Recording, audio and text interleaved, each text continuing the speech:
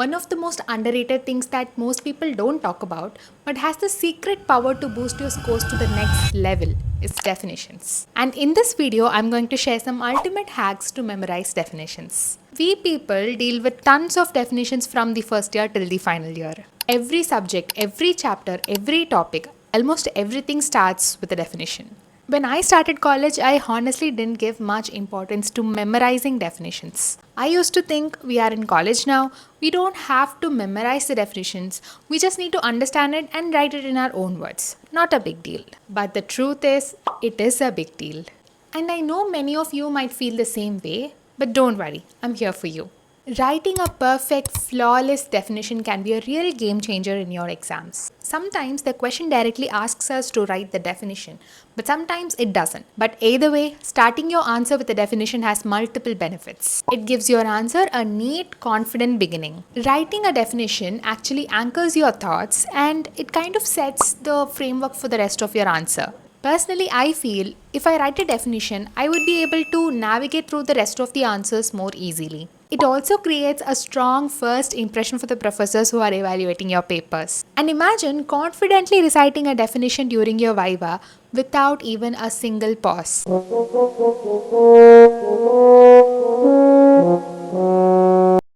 And that instantly gives your professor a better opinion about your preparation and how much you study. Almost every professor starts with the definition during Viva. And even if you know the concept deeply, messing up with the definition at the beginning of your Viva itself can make you appear underprepared, and that affects your confidence too. Now that we know the importance of definitions, let's move on to the techniques that make memorizing them easier.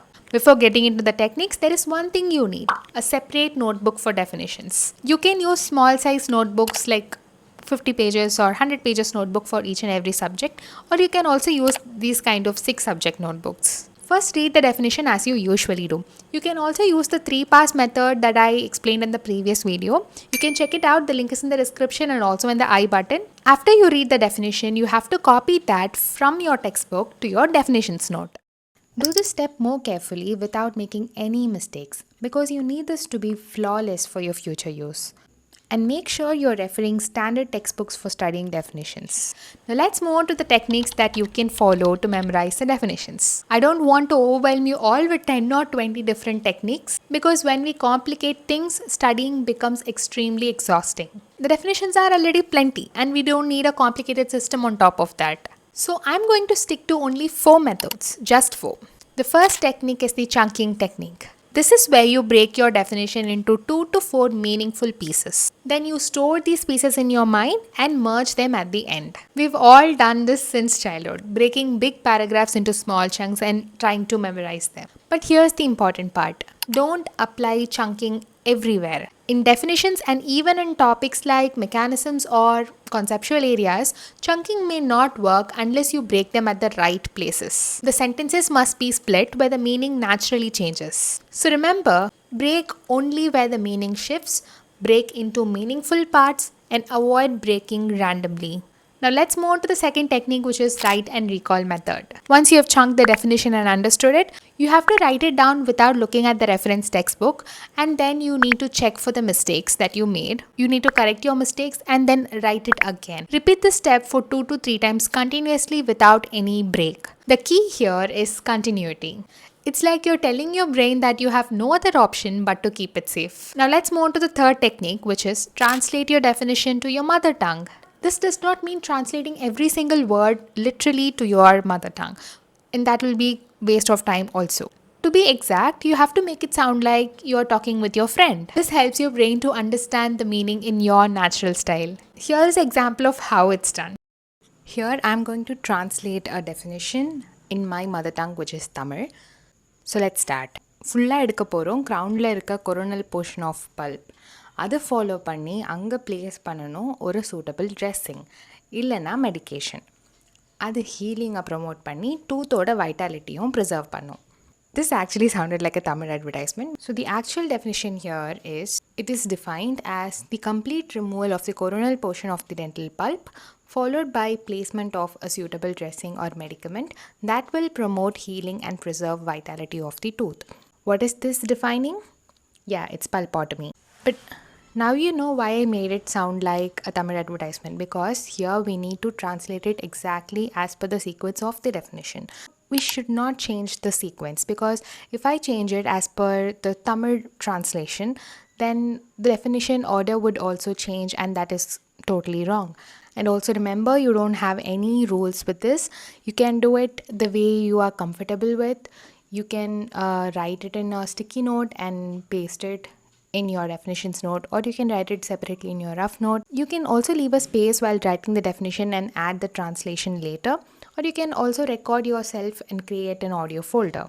Now let's move on to the fourth and final technique of this video, which is visual anchoring method. Here you are going to draw some tiny diagrams and doodles for each and every word or each and every sentences of your definition. You can also reconnect all the diagrams and create a visual story out of it. Here you have no restriction at all. Your diagrams can be weird, it can be funny, absurd, or totally unrelated. It's fine, totally fine.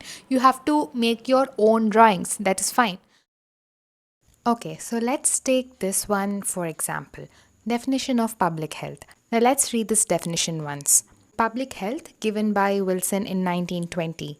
The science and art of preventing disease, prolonging life, and promoting physical and mental efficiency through organized community effort for the sanitation of the environment, the control of communicable infections, the education of the individual in personal hygiene, the organization of medical and nursing services for the early diagnosis and preventive treatment of disease, and development of the social machinery to ensure everyone a standard of living adequate for the maintenance of health. So organizing these benefits to enable every citizen to realize his birthright of health and longevity. This is one definition that we cannot skip while studying public health dentistry. So yeah. Now initially I separated this definition by using chunking method, but even after separating this I find it still difficult, so I need some alternative really. So I chose this visual anchor method. This is the same definition but using visual anchor method. No one will understand this until I explain them what they mean. Okay, let's just start with this. Here you can see it is the science and art.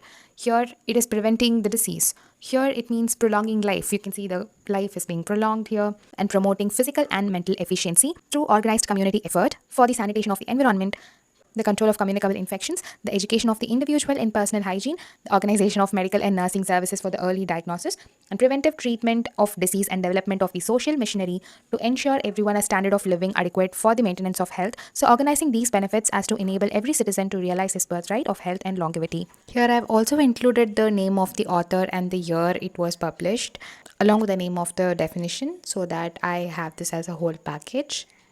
In this method also you don't have any restrictions. Just unleash your creativity. Just draw whatever you want. Instead of constantly studying and end up forgetting them during your exams, try this once and look at them every time you revise. You won't forget it for sure.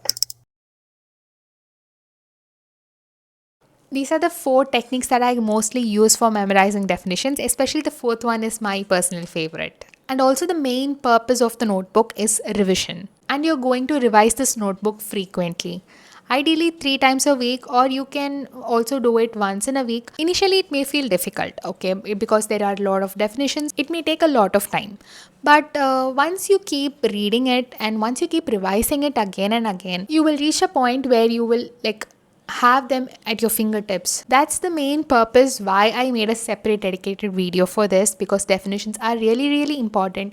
This is a very minor tip but can make a very major difference in your exams. Some people may feel like they don't even need this video right now, but trust me, one day you will come searching for this video, because in a Viva, the feeling of not answering the definition properly is really haunting. And if you're still watching till this point and genuinely following everything I'm saying, then you might have realized that these 4 techniques are not only for definitions, but you can apply these to memorize literally anything. Stay organized, keep your definitions notebook ready, and keep revising them, and you will notice a huge difference in the way you study and answer your questions. And that's a wrap for this video. I hope you guys found it helpful. Please do like, share, and subscribe to my channel, and I'll see you guys in the next video. Bye!